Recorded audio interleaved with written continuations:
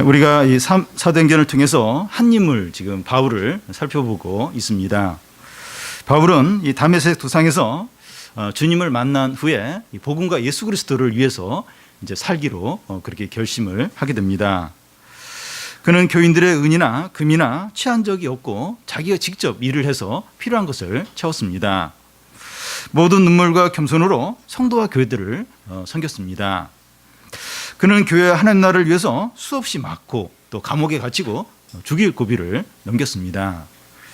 그런데 이 바울에 대한 이 사람들의 평가는 이방인 신자들은 존경을 해요. 그런데 같은 동족 유대인들은 그렇게 미워하고 죽이려고까지 하는 겁니다. 오늘 본문 말씀인 그 21장부터 그 28장까지 이제 바울이 이제 예루살렘을 떠나서 노마에 도착하는 이제 그런 이야기가 쭉 이제 전개가 되는데요. 이 사도행전이 28장인데 28장 중에서 4분의 1에 해당하는 분량을 바울이 이제 예루살렘에서 붙잡혀서 노마로 압송되는 그 과정을 자세히 다루고 있다는 겁니다. 이건 굉장히 바울이 고난받는 그러니까 별 사역을 하는 게 아니에요. 그냥 그 재판받고 또 압송되고 그런 어떤 그 이야기들인데 그걸 이렇게 길게 다룬다고 하는 것은 이 바울의 생에 있어서 하나님 나라에서 이게 굉장히 의미가 있다는 겁니다. 예수님의 그 생애도 마찬가지인데요. 이 복음서에 보면 그 예수님이 이제 십자가에 올라가셔서 죽으시기까지 일주일간의 그 기간을 각 복음서가 보면 4분의 1, 각 복음서의 4분의 1에 해당하는 그 많은 양을 그 예수님이 잡혀서 이렇게 재판받고 십자가에 달리는 그 일주일 기간을 길게 다루고 있다는 겁니다. 이게 그와 같다는 거예요. 바울은 그 예수님이 가신 길을 뒤따라 갔다고 볼 수가 있습니다. 그리고 바울의 이런 삶은 곧 예수님을 믿는 모든 자들, 우리들의 삶을 보여준다는 겁니다. 그래서 오늘도 이제 이 바울이 이제 이렇게 고난받는 그런 이야기를 우리가 살펴볼 텐데 이게 이제 우리의 이야기, 우리의 삶이 곧 그렇다는 겁니다. 먼저 이 바울에 대한 일관된 하나님의 뜻입니다. 이 북한의 고위 공직자들이 해외에 나갔다가 이 자기 나라로 돌아가지 않고 한국이나 다른 나라로 망명하는 경우가 종종 있습니다. 이 대표적인 예가 고 이제 황장엽 씨와 그 2년 전에 북한 영국 대사관의 태영호 이제 공사 이제 이런 분들이 이제 이런 예들인데요. 이런 사람들은 이 잘못을 했거나 이 맡겨진 일을 잘 못해서 이제 이 북한으로 돌아가면 이 숙청될 수 있고 그런 어떤 원인들 때문에 이제 자기 나라로 안 돌아가고 다른 나라로 망명을 이제 하는 겁니다. 바울은 자기 동족이 있는 예루살렘으로 돌아가려고 하는데 성령께서 거기 가면 많은 환란이 있다 이런 이야기를 계속해서 이 성도들 통해서 하는 겁니다.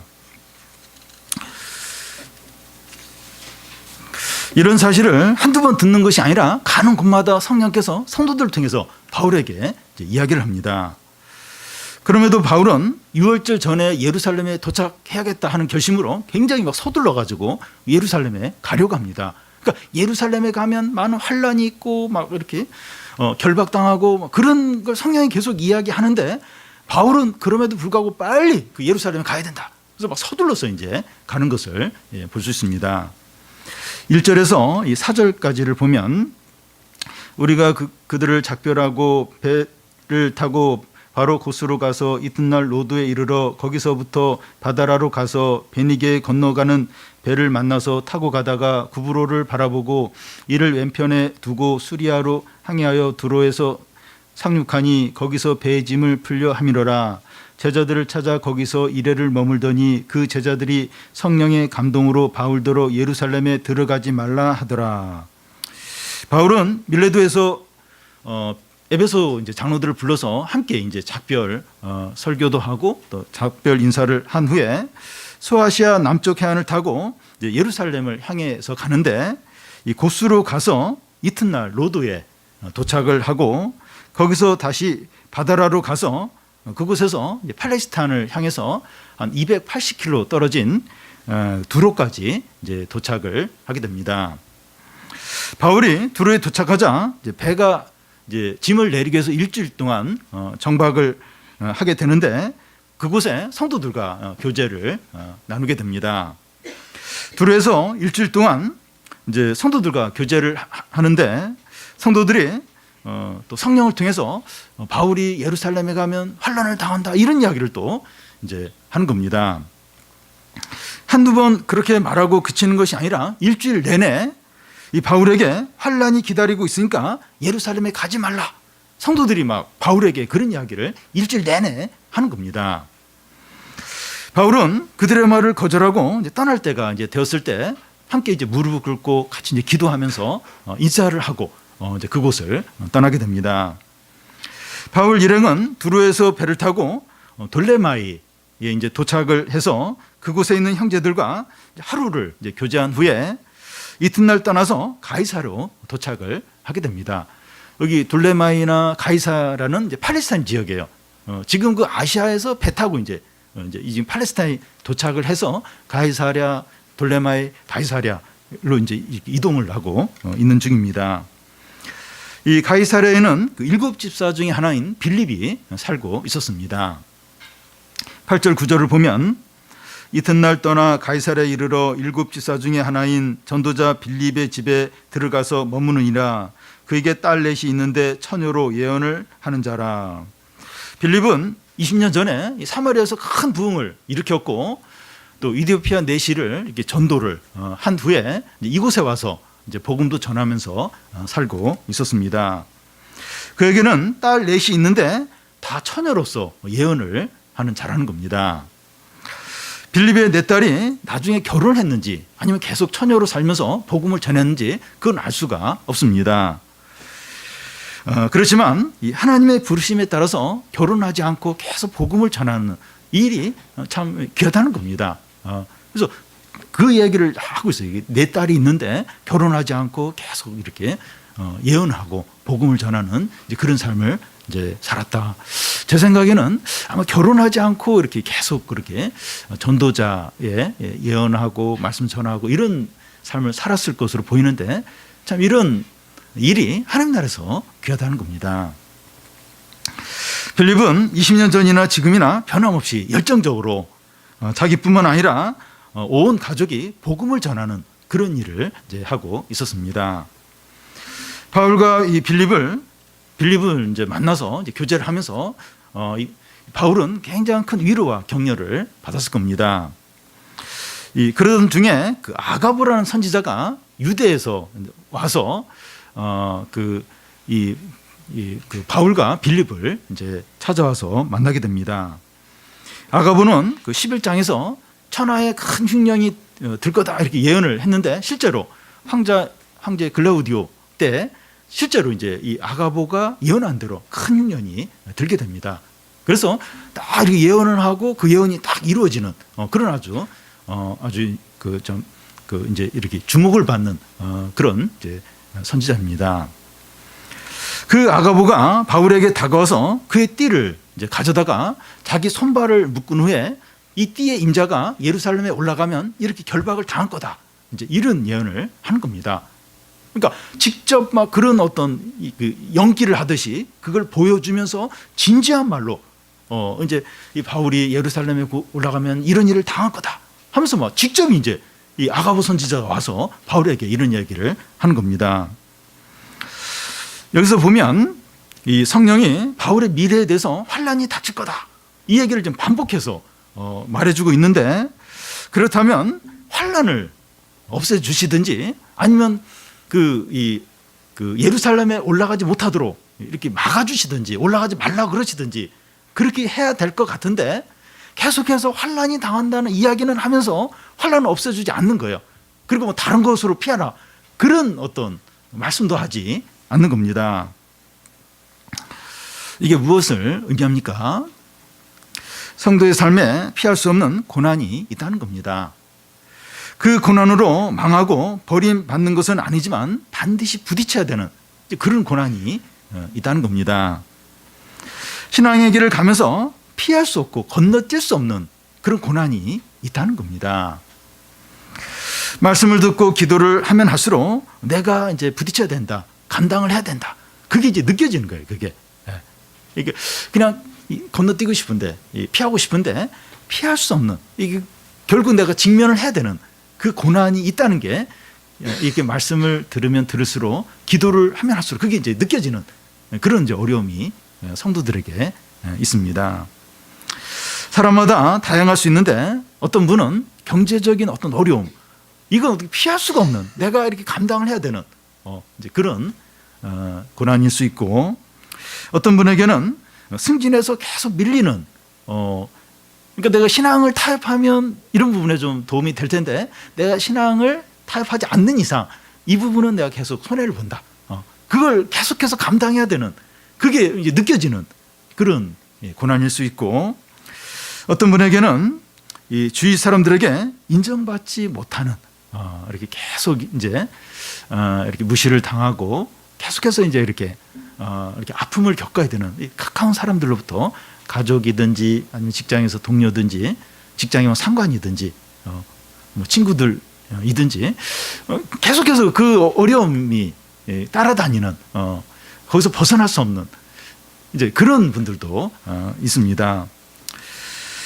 어떤 사람에게는 이 스트레스 해소와 위로가 주는 어떤 세상의 재미인데, 그래서 말씀을 듣고 기도를 하면 할수록 이거 버려야 된다, 끊어야 된다. 근데 그거 끊어버리면 나 너무 불행할 텐데.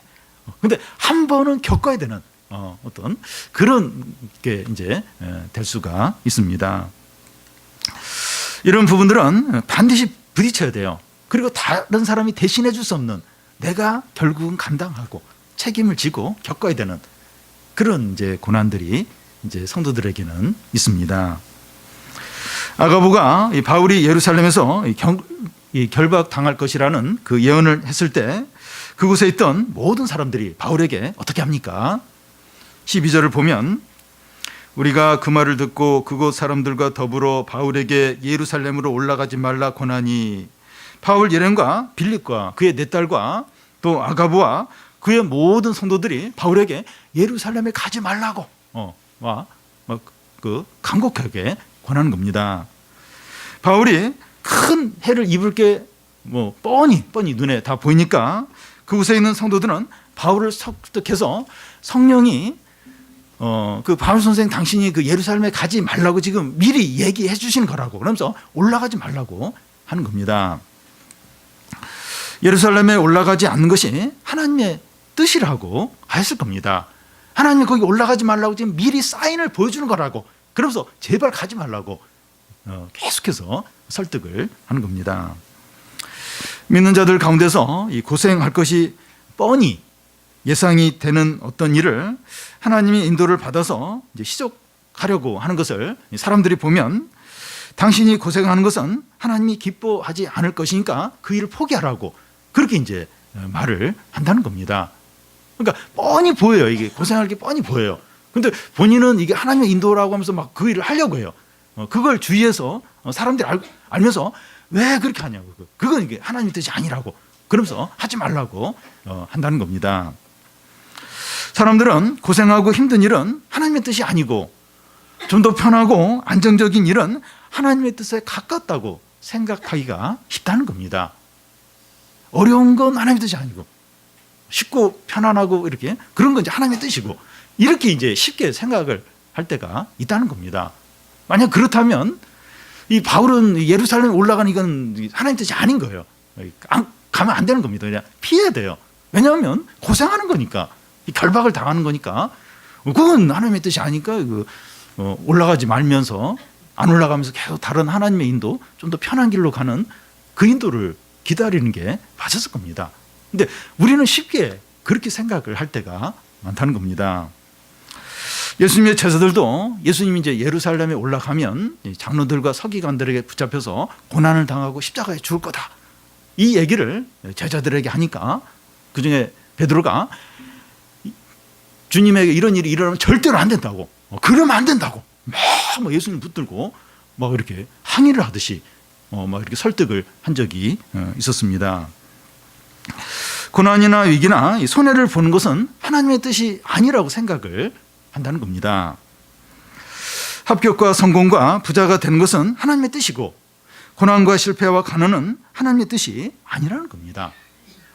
하나님이 성령을 통해서 여러 차례 말씀하셔도 그런 일이 일어나면 안 된다는 거예요. 예. 이거 실패나 고난은 이거 하는 뜻이 아니고 성공해야 되고 이렇게 일이 잘 돼야 되고 이건 이제 하나님의 뜻이다. 이렇게 이제 이야기를 한다는 겁니다. 그러니까 이게 사단이 그렇게 이야기를 해요. 예수님 시험할 때 너 지금 배고픈 거 이건 하나님 뜻이 아니야. 이 돌들로 떡덩이를 만들어 먹어. 그리고 또 나에게 절을 하면 이 세상 영광 그거 다 너에게 줄게. 이게 고난 없는 어떤 그러니까 십자가 없는 어떤 영광을 이야기를 하는 겁니다. 그러니까 우리에게도 똑같이 이렇게 사단이 그런 식으로 이제 우리가 자꾸 그런 생각을 하도록 만든다는 겁니다. 여러분, 우리에게는 이 성공 신학, 또 합격 신학, 부자 신학이 있을 수 있어요. 예수님 믿으면 모든 것이 잘 되어야 한다는 겁니다. 아픈 사람도 없고, 또 시험 봤다 하면 합격하고, 또 뭐 사업도 잘 되고, 승진하고, 사람들도 다 좋아하고, 예수님 믿으면 이런 복이 있어야 된다. 이렇게 생각을 하기가 쉽습니다. 그런데 성경 말씀은 고난을 말합니다. 고난을. 예수님도 고난을 당하셨고, 우리가 살펴보는 바울도 이런 고난을 당했고, 모든 성도들이 다 고난을 받았습니다. 모세도 40년간 고난을 받았고, 다윗도 13년간 사울왕에게 쫓기면서 고난을 당했고, 요셉도 고난을 당했고, 모든 성도들이 고난을 겪었습니다. 물론 고난이 전부가 아니라 과정이에요. 과정이지만 믿음으로 고난을 통과해야만 영광과 축복이 있다는 겁니다. 여러분, 이 성도의 이 영광과 축복은 십자가를 통과한 영광이고 성공이고 축복입니다. 근데 이 사단은 십자가 없는 어떤 영광, 행복, 축복을 이야기한다는 겁니다. 근데 성경은 분명히 고난을 이야기합니다. 바울은 주에 있는 모든 자들이 예루살렘으로 올라가지 말라 이렇게 말하니까 어떻게 합니까? 13절, 14절을 보면 바울이 대답하되 여러분 어찌하여 울어 내 마음을 상하게 하느냐. 나는 주 예수의 이름을 위하여 결박을 당할 뿐만 아니라 예루살렘에서 죽을 것도 각오하였노라 하니 그가 권함을 받지 아니하므로 우리가 주의 뜻대로 이루어지이다 하고 그쳤노라. 성도들이 울면서 바울의 팔을 잡고 올라가지 말라고 하고 또 울면서 기도하기를 바울이 예루살렘으로 올라가지 않게 해달라고 막 기도하는 거예요. 막아달라고 막 그런 기도를 하는 겁니다. 바울을 너무 사랑하니까 이제 이런 기도를 하는 것입니다. 바울은 성도들을 울면서 말리자 자기의 마음이 만신창이가 됐다고 말합니다. 그러니까 바울도 연약해요. 본인도 이제 좀 걱정이 되고 힘든데 이게 하나님의 뜻이니까 올라가려고 하는데 그 사랑하는 성도들이 다 잡는 거예요. 다 올라가지 말라고. 그러니까 자기 마음이 만신창이가 되었다는, 너무 힘들다는 겁니다. 그러면서 하는 말이 나는 주 예수의 이름을 위하여 결박 당할 뿐만 아니라 죽기를 각오했다고 이렇게 말합니다. 바울이 막 너무 화가 나가지고 나는 지금 막 나름대로 마음을 정리해서 지금 막 이렇게 하려고 하는데 옆에서 막 들쑤시니까 너무 화가 나가지고 감정적으로 나는 죽기도 각오했다 뭐 그만두라 뭐 지금 화가 나서 그런 게 아니라 바울의 진심입니다. 나는 주님을 위해서 이렇게 결박당하고 채찍을 당하고 죽기까지 이미 각오를 했다는 겁니다. 주님을 위해서는 뭐든지 할 각오를 이미 했다. 이 얘기를 하고 있습니다. 바울이 예루살렘에 올라가려고 한 것은 자기의 어떤 고집이 아니라 성령의 인도하심 때문입니다. 앞에 19장에 보면 에베소에 한참 이제 부흥이 막 일어날 때 바울은 마케도냐를 거쳐서 예루살렘으로 올라갈 것을 성령 안에서 딱 이렇게 결심을 했습니다. 바울이 예루살렘으로 올라가야 하는 가장 큰 이유가 뭡니까? 그 당시 교회는 크게 두 부류로 나누어져 있었습니다. 그러니까 그 예수님도 믿으면서 율법을 잘 지키는 그 유대인 그룹이 있었고, 또 한 그룹은 율법을 지키지 않고 그냥 복음만 믿고 신자가 된 이방인 그룹이 있었습니다. 만약 바울이 유대인을 들여서 예루살렘에 올라가지 않고 계속 이방인 교회, 아시아에만 계속 머물게 되면 이 이방인 중심의 그 교회와 유대인 중심의 교회는 영원히 분리된 채로 있게 됩니다. 그래서 이 바울은 예수님 이름 위해서 이 고난이 있다 할지라도 예루살렘으로 가야 하는 겁니다. 바울만이 이방인 교회와 유대인 교회를 하나로 만들 수 있는 그런 자이기 때문입니다. 바울이 예루살렘으로 올라가는 것은 성령의 뜻을 거스른 것이 아닙니다. 앞에서 성령이 성도들을 통해서 하신 말씀이 바울이 예루살렘에 올라가면 고난이 있다고 이야기를 했지, 그 예루살렘에 올라가지 말라 이런 이야기는 한 번도 한 적이 없습니다. 그런데 이 반복해서 성령이 이제 환난을 당할 거다 그렇게 말씀하는 이유는 바울의 마음을, 또 믿음을 준비시키기 위해서입니다. 여러분, 이 알고서 어려움을 당하는 것과 모르는 가운데 어려움을 당하는 것은 전혀 다릅니다. 일기예보에서 이렇게 내일 이제 눈이 많이 온다, 폭설이 오니까 준비를 하라. 그러고 나서 이제 폭설이 내릴 때 하고 1cm밖에 안 온다고 하고선 폭설이 내린 경우하고 엄청나게 차이가 납니다. 지금 제주도가 지금 막 폭설이 내서 난리인데 1cm 정도 온다고 그랬다 그래요. 근데 막 엄청나게 눈이 이제 많이 왔던 겁니다. 그래서 막 농작물 피해도 이제 많이 생기고. 그러니까 미리 이야기를 하고 나서 준비된 가운데 어려움을 당하면 피해를 확 줄일 수 이제 있다는 겁니다. 바울에게 이제 성령께서 여러 번 걸쳐서 환난을 말씀하는 이유는 환난이 있으니까 예루살렘에 가지 말라 하는 것이 아니라 마음과 믿음을 잘 준비하라, 그런 의미로 이제 말씀하고 있는 겁니다. 여러분, 우리가 이 말씀을 열심히 듣고 기도를 많이 해야 되는 이유가 앞으로 닥칠 일에 대해서 성령이 미리 우리를 준비시키기 위해서입니다. 고난과 어려움이 없으면 좋지만 이 세상에 살 동안 어려움이 없을 수가 없습니다.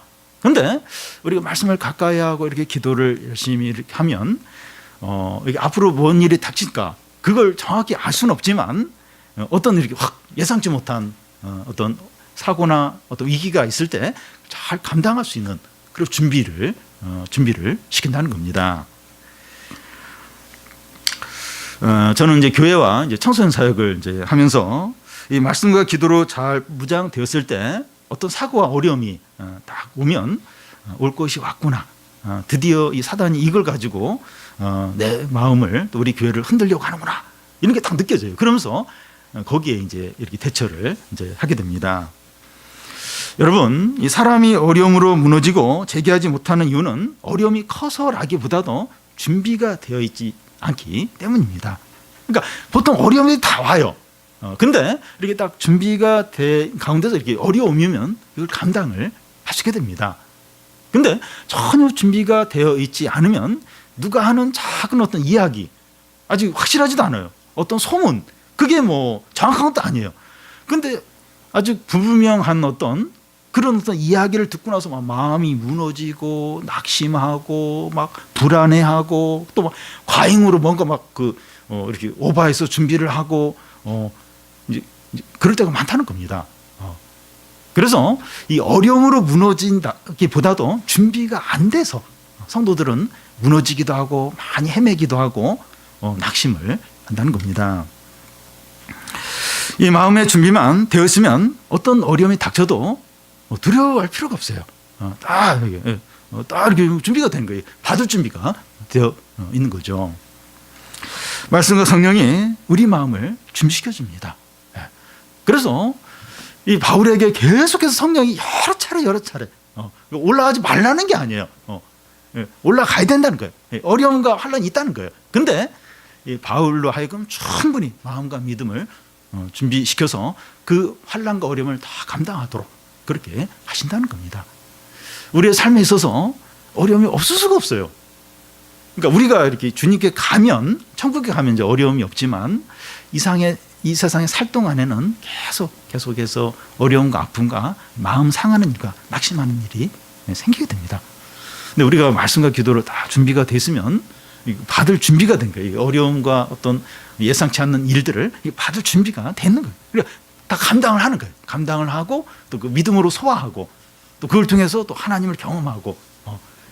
그래서 우리가 이렇게 말씀과 기도로 잘 이렇게 항상 무장하는 게 아이고 이럴 필요가 뭐가 있는가. 이거 시간 낭비가 아니라 굉장히 중요한 준비를 하는 겁니다. 많은 걸 이렇게 아낄 수 있는, 잃어버리지 않고 지킬 수 있는 이제 그런 어떤 진정한 투자가 이렇게 계속 말씀으로 묵상하고 이렇게 기도로 항상 이렇게 준비되어 있는 것입니다. 다음은 이 성령의 인도와 현실입니다. 저는 이제 군대를 좀 늦게 갔어요. 학교를 다 마치고 갔기 때문에 그 선배나 그 친구들한테 군대 이야기를 많이 들었습니다. 그래서 군대에 대한 시험을 봐도 이렇게 90점 이상 맞을 정도로, 그러니까 눈에 선해요. 이 군대 생활이 어떤가. 다 알고서 이제 군대를 갔는데 또 막상 또 군대 가니까 또 좀 다르더라고요. 그래서 이 평상시에 들었던 거하고 현실이 이렇게 같지 않고 얼마든지 다를 수 있다는 겁니다. 바울은 예루살렘에 도착하기까지 성령을 통해서 여러 차례 환난이 있을 거다 하는 그런 말씀을 들었습니다. 그런데 바울이 예루살렘에 도착하고 며칠 있는데 어려움이 없는 거예요. 굉장히 긴장을 했죠. 그런데 며칠 있으면서 어려움이 없었습니다. 그리고 예루살렘 교회 장로들이 그 예상되는 어려움을 어떻게 피할 수 있는가, 또 좋은 방법도 알려줍니다. 17절부터 그 21절까지 보면, 예루살렘에 이르니 형제들이 우리를 기꺼이 영접하거늘 그 이튿날 바울이 우리와 함께 야고보에게 들어가니 장로들도 다 있더라. 바울이 문안하고 하나님이 자기의 사역으로 말미암아 이방 가운데 하신 일들을 낱낱이 말하니 그들이 듣고 하나님께 영광을 돌리고 바울더러 이르되 형제여 그때도 보는 바에 유대인 중에 믿는 자가 수만 명 있으니 다 율법의 열정을 가진 자라. 내가 이방에 있는 모든 유대인을 가르치되 모세를 배반하고 아들들에게 할례를 행하지 말고 또 간습을 지키지 말라 한다 함을 그들이 들었도다. 바울 일행이 예루살렘에 도착하자 예루살렘 교회와 성도들이 따뜻하게 맞아줍니다. 하루를 쉰 후에 그 다음날 바울 일행은 그 당시 예루살렘 교회 대표인 야고보를 만나러 갑니다. 야고보는 그 예수님의 그 형제인 그 사람을 이제 가리키는데요. 야고보서를 쓴 그 저자이기도 합니다. 야고보와 장로들이 이제 다 모여 있는 거예요. 바울이 이제 문안 인사를 하고 그동안 유럽과 아시아에서 하나님이 자기를 통해서 어떤 일을 하셨는가 하는 걸 낱낱하게 다 이제 보고를 합니다. 그들은 바울의 사역 내용을 다 듣고 나서 하나님께 영광을 돌리고 감사를 드립니다. 그런 후에 야고보와 장로들은 가장 자기들이 우려하는 일들을 바울에게 이야기를 합니다. 유대인들 중에 예수님을 믿는 수만 명이 있는데 율법에 열심히 있는 자라는 겁니다. 이런 자들이 어떤 자들을 말하는가 하면 예수님을 믿어야 하지만 율법도 지켜야 된다, 이렇게 생각하는 사람이 수만 명이 있다는 겁니다. 그런데 그들이 바울에 대해서 무엇을 들었는가 하면 바울이 아시아와 유럽을 다니면서 그 유대인들에게 그 모세의 율법을 안 지켜도 되고 할례를 행하지 않아도 되고 유대 간습을 지키지 않아도 된다, 이렇게 가르쳤다는 겁니다. 그러니까 그 예루살렘 그 야고보와 장로들은 바울이 이렇게 가르치지 않았다는 걸 알아요. 근데 문제는 그 유대인 중에 예수님을 믿으면서 율법을 중요하게 여기는, 율법을 다 지켜야 된다고 여기는 그런 사람들이 바울이 이렇게 식으로 가르쳤다, 그렇게 다 확신을 하고 있다는 겁니다. 만약 이게 사실이라면, 그렇게 사실이라고 사람들이 다 이렇게 생각을 한다면 심각한 문제가 되는 겁니다. 그래서 야고보와 장로들은 그 소문이 잘못되었다는 것을 바울이 행동으로 보여주기를 제안합니다. 그래서 바울에게 어떻게 이제 하라고 하는가 하면, 이 나시린으로 서원한 네 사람이 있는데 그들과 함께 결례를 행하라는 겁니다. 그 네 사람이 가난한데 그들이 머리를 깎고 제물을 드리는 비용을 이제 바울 보고 내라는 거예요.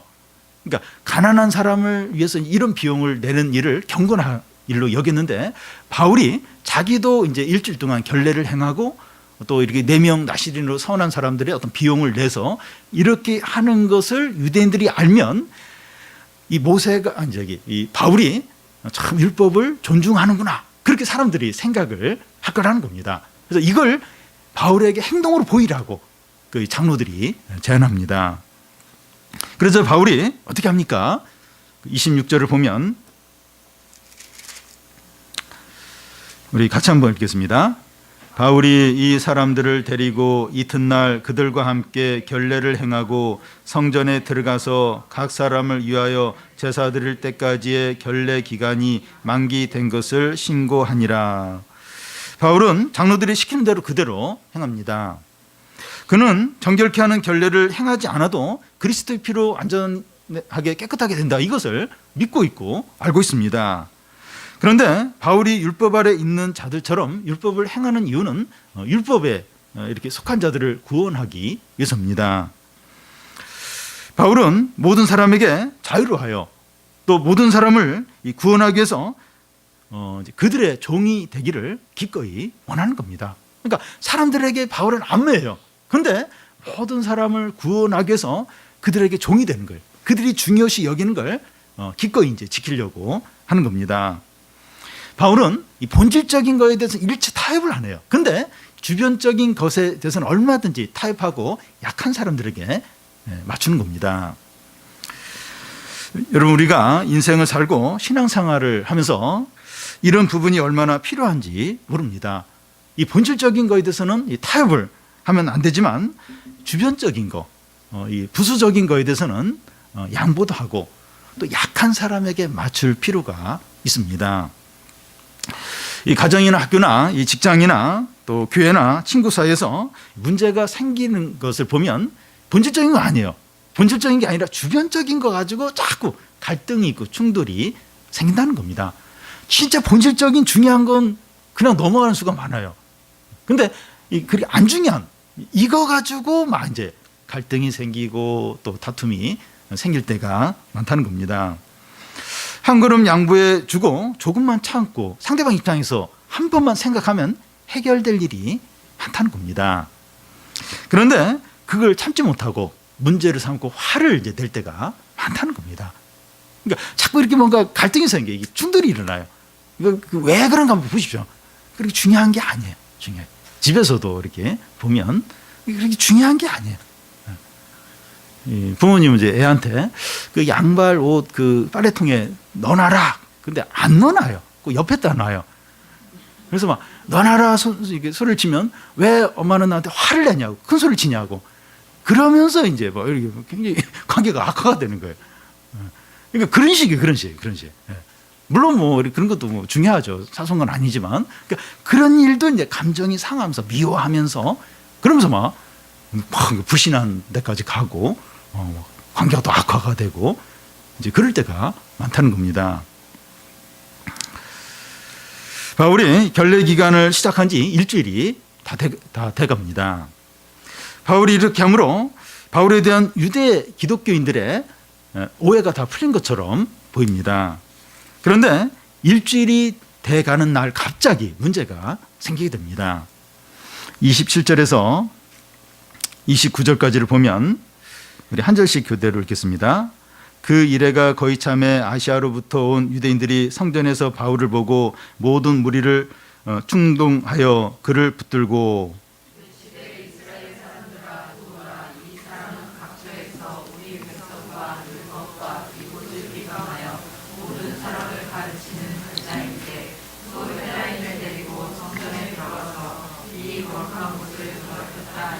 이는 그들이 전에 에베소 사람 드로비모가 바울과 함께 시내에 있음을 보고 바울이 그를 성전에 데리고 들어간 줄로 생각함이로라. 유월절을 예루살렘에서 지키기 위해서 아시아에서 온 유대인들이 이제 성전에서 결례를 거의 맞춰가는 바울을 보고 무리들을 충동질을 합니다. 이 사람 바울은 세계 각곳에서 그 유대인들에게 가르치기를 모세율법 안 지켜도 되고 또 할례 행하지 않아도 되고 전통들을 지키지 않아도 된다, 이렇게 가르쳤다는 겁니다. 그 증거로 바울이 헬라인을 성전 안뜰까지 데리고 왔다고 그렇게 주장을 하는 겁니다. 성전에는 그 이방인 뜰이 있고 안뜰이 있는데 안뜰에 이방인이 들어가면 죽여도 된다. 그런 어떤 그 규칙이 있었습니다. 너무나 유대인들이 이걸 중요시 여겨서 로마도 그걸 인정할 정도입니다. 그들이 이 바울에 대해서 이런 오해를 한 근거는 전에 바울이 에베소 사람인 드로비모와 함께 시내에 함께 서 있는 걸 사람들이 보고 바울이 분명히 드로비모 그 이방인을 데리고 성전에 들어갔을 거다. 안뜰까지 들어갔을 거다. 그렇게 추측을 하는 겁니다. 그러니까 유대인들이 지금 바울에 대해서 막 이렇게 뭔가 이렇게 문제 삼고 몰아붙이는 이건 팩트가 아니에요. 팩트가 아니라 그냥 추측하고 억지로 그랬을 것이다 이러면서 막 뒤집어 씌우면서 지금 이제 충동질을 이제 하고 있습니다. 사람들이 바울에게 지금 행하고 있는 일들은 유대인들이 예수님께 행한 것과 유사합니다. 근거 없는 누명을 뒤집어 씌우는 겁니다. 그와 같이 성도들은 세상에서 잘못하지 않았는데 애매하게 이제 고난을 이제 받을 때가 있다는 겁니다. 그러니까 사무실에서 이제 있는데 뭔가 문제가 생겼어요. 뭐가 이렇게 문제가 생겼는데 이게 누가 그랬느냐? 그러다가 이제 뭐 증거가 없는 거예요. 그러면 이제 이렇게 거기 있는 신자에게 뒤집어 씌울 때가 많다는 거예요. 그러니까 뭔가 이렇게 뭐가 문제가 되면 막 이렇게 교회에 저 앞에 우리 교회 앞에 그 이렇게 쓰레기 같은 거 이렇게 버리는 곳이 있는데 뭔가 이렇게 이상한 게 이렇게 버려졌으면 교회가 버렸다 이러면서 막 이렇게 전화가 올 때가 있어요. 우리 게 아닌데 그 뭐가 문제가 생기면 교회가 그랬다, 믿는 사람 생겼다 이러면서 자꾸 뒤집어 씌우려고 한다는 겁니다. 그러니까 애매하게 고난을 이제 많이 받습니다. 여러분, 바울이 이 고난받는 부분을 자세하게 기록한 이유는 바울에게는 죄가 없는데 애매하게 고난을 받는다는 것을 보여주기 위해서입니다. 잘못한 것이 있다면 예수님을 산 것밖에 없는데 예수님을 위해서 열심히 이제 산 것밖에 없는데 이렇게 오해를 받고 미움을 받고 범죄자 취급을 받는다는 겁니다. 그러니까 이런 이야기를 이렇게 자세히 하는 이유가 성도들, 우리들이 세상에서 이런 일들을 겪는다는 겁니다. 유다 백성들이 예수님을 십자가에 죽인 이유는 예수님이 그들을 죄인이라고 말하고 하나님의 주권에 복종하라고 했기 때문입니다. 예수님이 이 바리새인들은 자기들이 얼마나 의로운가 그걸 막 하는데 이 독사의 자식들아 이라고 다 죄인들이라 이러니까 못 견디는 거 못 견디는. 그리고 하나님의 뜻에 복종하라, 하나님의 주권 인정 이러니까 막 그냥 미워하면서 예수님을 죽인 겁니다. 동일하게 유대 백성들이 바울을 미워하고 죽이려고 한 이유가 주 예수를 위해서 모든 일을 하였기 때문입니다. 예수님이나 바울이 사람들이 원하는 일을 했다면 이런 대접을 받지 않았을 겁니다. 예를 들어서 예수님이나 바울이나 이 사회사업하는 거예요. 그리고 정치적인 일에 관여해서 막 어떤 불의한 어떤 정권에 막 이렇게 사람들과 함께 막 항거하고 막 이렇게 어떤 사회 문제 이런 것들을 직접 관여해서 막 하면 절대로 예수님 안 죽였습니다. 근데 그런 어떤 사람들이 원하는 것을 한 것이 아니라 하나님 원하는 일을 했어요. 하나님의 뜻을 이루고 이제 하나님 나라를 위해서 살았기 때문에 미워하는 겁니다. 싫어하는 거예요. 지금 바울에게 일어난 일들은 그리스도에게 일어난 일과 유사합니다. 바울은 그리스도의 고난에 동참을 하고 있는 겁니다. 바울은 복음을 전파하는 사명을 받았을 뿐만 아니라 고난을 받은 사명도 함께 받은 겁니다. 주 예수를 위해서 사는 자라면 예수님 위해서 고난을 받아야 한다는 겁니다. 바울은 그 예수님을 위해서 사는 사명도 받았고 예수님을 위해서 고난을 받는 사명도 받았다는 겁니다. 우리가 이제 예수님을 이렇게 믿으면 할 수 있으면 좀 잘 되면 좋죠. 이렇게 고난도 없고 좀 복 받으면 좋죠. 근데 꼭 그렇지가 않다는 거예요. 예수님 위해서 사는 그 사명도 받았지만 예수님 위해서 고난받는 사명도 함께 받았다는 겁니다. 그리스도인이라면 예수님처럼 고난을 받아야 이제 하는 겁니다. 그게 이제 바울의 삶이 우리에게 보여주는 겁니다. 우리도 바울처럼 이렇게 예수님 위해서 고난을 받게 된다는 겁니다. 근데 우리가 예수님처럼 고난을 받을 때 고난이 전부가 아니라 예수님처럼 영광도 받게 됩니다. 그리스도인은 예수님과 연합된 자이기 때문에 예수님에게 일어난 모든 일이 우리에게도 일어납니다. 마치 결혼한 부부 관계에서 남편에게 일어난 일이 부인에게 동일하게 일어나는 것과 같습니다. 우리가 예수님 때문에 낮아졌다면 예수님과 함께 높아져요. 우리가 예수님 때문에 잃어버렸다면 예수님과 함께 얻게 되고 우리가 예수님 때문에 슬픔을 당했다면 예수님과 함께 기쁨을 누리게 되고, 우리가 예수님 때문에 죽었다면 예수님과 함께 영원히 살게 된다는 겁니다.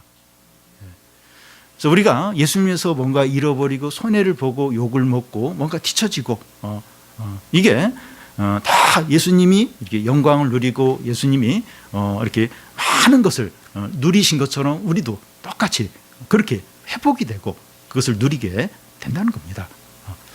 예수님이 지극히 낮아지시고 또 십자가에 죽으시고 고난을 당하셨지만 부활하셔서 하나님 영광 가운데 하나님 보좌 우편에서 모든 걸 다스리고 계십니다. 근데 우리는 아직 이 땅에 있어요. 또 죄 가운데 있고 그래서 이 고난이 많아요. 근데 예수님께서 이렇게 이 고난을 받는 이것이 다 하나님의 영광과 또 하나님의 축복과 하나님의 선물들과 하나님의 존귀함과 그걸 다 이제 누리는 것으로 이제 된다는 겁니다. 우리가 세상 가운데서 신앙 때문에 고난을 당한다면 그 고난은 우리가 그리스도 안에서 모든 축복과 은혜를 누리는 증거가 된다는 겁니다. 우리가 나중에 이렇게 하나님 나라에서 영광과 존귀와 모든 축복을 누리게 될 그 증거가 뭐냐? 그 증거가 뭐냐? 우리가 이 땅 가운데서 고난을 당하고 또 대가를 지불하고 손해를 보고 그게 이제 우리가 영원한 이 축복과 은혜를 누릴 증거가 된다는 거예요.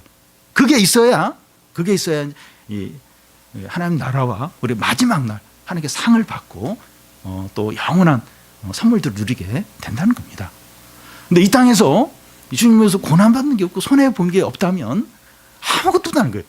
너 이렇게 지금 이 하나님 나라 왔는데 이 주님 앞에 왔는데 너 증거를 한번 내놔라. 이 하나님 영원한 영광과 축복을 이 받을 어떤 증거를 내놔봐라. 없는 거예요, 증거가. 왜냐하면 고난을 안 당하기 때문에, 손해를 안 받기 때문에. 그래서 이 땅 가운데서 우리가 주님을 위해서 더 많은 것을 잃어버리고 또 이렇게 대가를 지불하고 고난을 받는 그게 우리가 마지막 날 하나님의 영원한 축복과 은혜와 하나님의 기업을 누릴 그 증거들이 된다는 겁니다. 이제 유대 백성들은 이 산불이 이 돌풍으로 번져가는 것처럼 바울에게 달려들어서 이 성전 밖으로 끌고 가서 또 때려 죽이려고 합니다. 앞에서 성령이 이제 말씀하신 일이 실제로 이제 일어나는 거예요. 환난을 당한다, 막 이런 얘기 했는데 그동안 괜찮았어요. 근데 갑자기 일주일 후에 이제 이 성령이 말씀한 대로 그대로 이제 일어나고 있습니다. 31절, 32절을 한 절씩 그대로 읽겠습니다. 그들이 그를 죽이려 할 때 온 예루살렘이 요란하다는 소문이 군대 천부장에게 들리매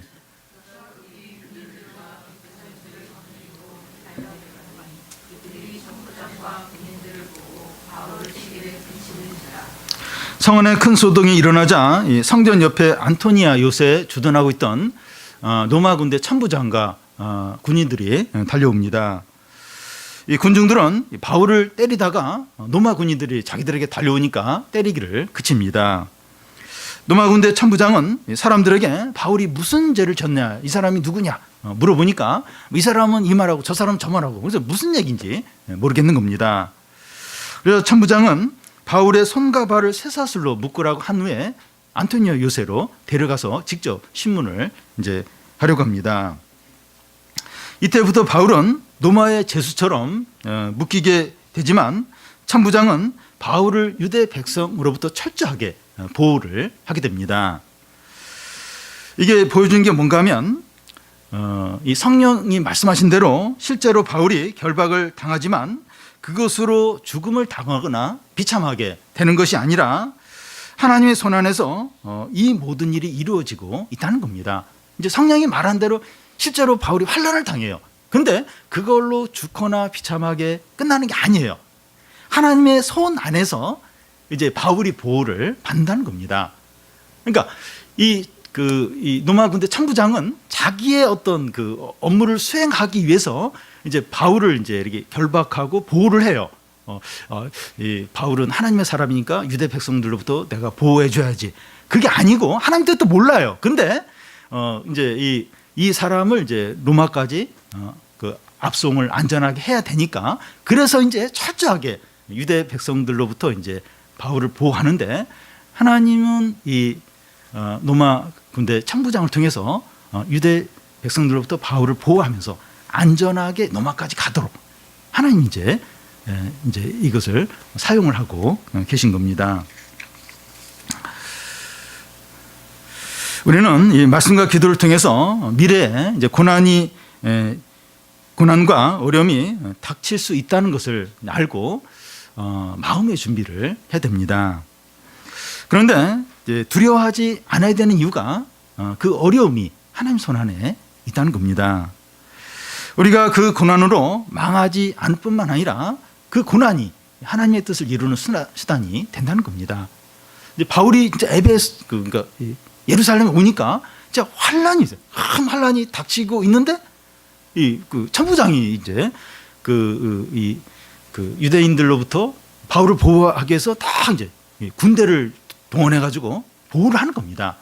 앞으로 계속 나오겠지만 얼마나 철저하게 이 바울을 이 로마 군대 천부장이 지켜주는지 몰라요. 그러면서 하나님의 뜻대로 이렇게 그 로마까지 가도록 이런 그 모든 것이 이렇게 하나님 뜻대로 이루어진다는 겁니다. 그래서 우리에게 이제 어려움이 와요. 어려움이 오고 좀 환란이 오지만 두려워하지 않아야 됩니다. 하나님이 그 어려움을 통해서 하나님의 뜻을 이루는 수단으로 사용하신다는 겁니다. 우리 앞에 경제적 위기든지 질병이든지 또 가족 간의 어려움이든지 두려워하지 않아야 됩니다. 중요한 것은 말씀과 기도를 통해서 주님이 우리 마음을 지켜 주신다는 겁니다. 말씀을 통해서, 기도를 통해서 준비를 시켜주십니다. 예상을 하고 준비된 가운데 겪는 어려움은 그렇게 큰 어려움이 아니에요. 하나님 좀 우리에게 이렇게 미리미리 말씀을 통해서 이렇게 준비를 시켜주시고 그 어려움을 잘 감당하도록 이제 하시는 겁니다. 우리는 세상 사람들과 가는 길이 다릅니다. 여러분 비교하지 마십시오. 다른 사람하고 비교하지 마세요.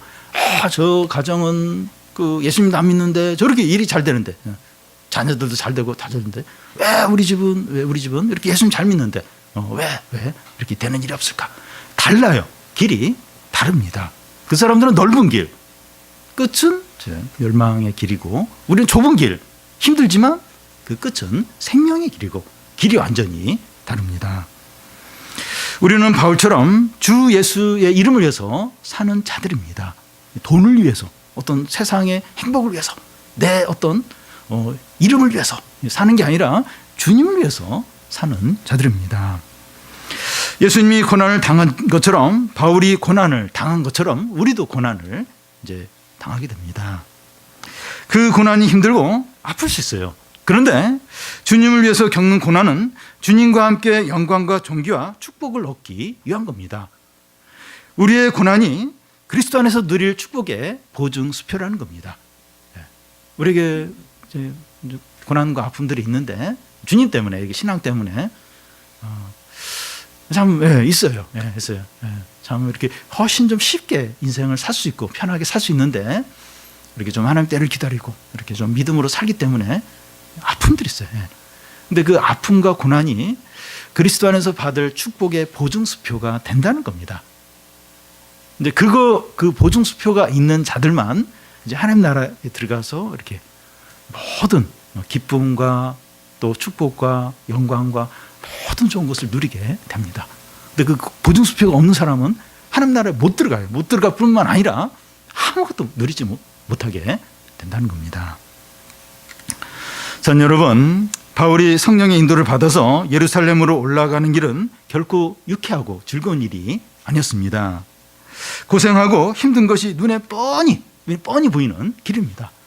우리도 보면 뻔히 보여요. 이렇게 우리가 얼마나 힘들까. 나도 힘들었고 우리 자녀도 이 믿음의 길을 가는 게 얼마나 힘들어요. 뻔히 보여요. 얼마나 그 친구 관계에서, 또 직장에 들어가면 그 직원들과의 관계에서, 위에 그 이렇게 상관들 관계에서 얼마나 힘들까. 믿음으로 살 때 그게 뻔히 눈에 다 보입니다. 우리가 가는 신앙의 길이 그런 겁니다. 그런 겁니다. 그런데 이 길은 주님이 가셨고 바울이 갔고 모든 믿음의 선배들이 다 이 길을 갔습니다. 편한 길, 이렇게 꽃밭, 꽃길을 간 사람이 없어요. 다 가시밭길을 갔습니다. 이 길은 좁은 길이기 때문에 세상 사람들에게 인기가 없어요. 주목을 받지 못합니다. 그렇지만 이 길에 약속이 있고 영광이 있고 영원한 승리가 있습니다. 우리 모든 성도들이 현실이 어렵고 미래가 불안하더라도 하나님의 말씀과 성령의 인도하심으로 가장 안전하고 참된 길임을 확신하고 용기와 담대함으로 끝까지 믿음의 길을 잘 달려가시기를 바랍니다.